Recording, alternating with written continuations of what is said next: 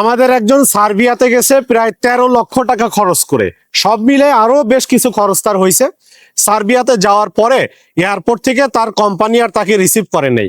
এখন সে লোকজন ধরে মোটামুটি যারা পরিচিত ছিল তাদেরকে ফোন টোন দিয়ে তাদের কাছে কোনো রকম যায় সে উঠছে।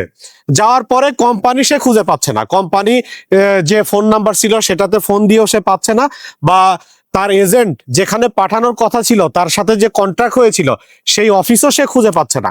তো যাওয়ার পরে সে কি করলো, 2, 4, 5, 10 দিন সে সার্বিয়াতে ঘোরাফেরা করছে, সম্ভবত পুলিশও ধরছে 2-1 বার।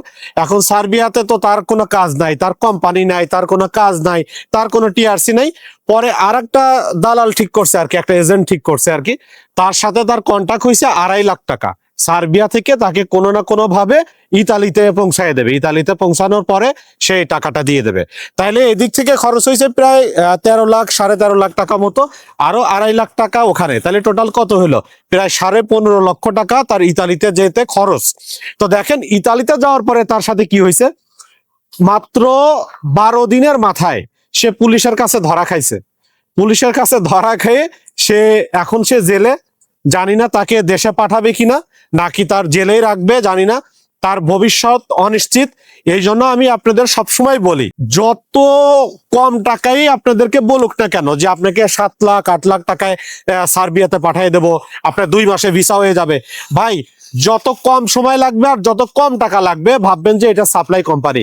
কেউ ভুল করেও সার্বিয়াতে সাপ্লাই কোম্পানিতে যাবেন না, আপনার জীবন শেষ হয়ে যাবে।